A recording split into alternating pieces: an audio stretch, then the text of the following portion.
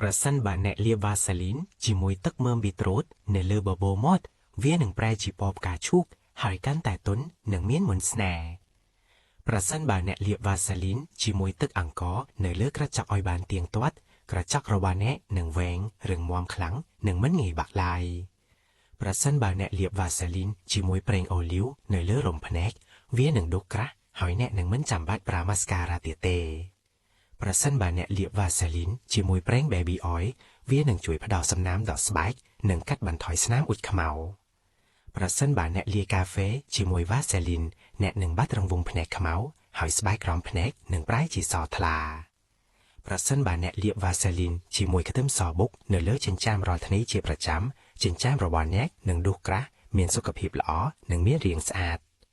ប្រសិនបើអ្នកលាបវ៉ាសេលីនជាមួយទឹកមើមប៊ីត្រូតនៅលើកែងជើងវានឹងប្រែជាពណ៌ផ្កាឈូកដូចជាកែងជើងក្មេងអញ្ចឹងប្រសិនបើអ្នកលាយវ៉ាសេលីនជាមួយ baking soda វានឹងជួយកម្ចាត់រាល់កន្លែងខ្មៅៗនៅលើរាងកាយរបស់អ្នកហើយកុំភ្លេចចុច follow ក្រុមផងណា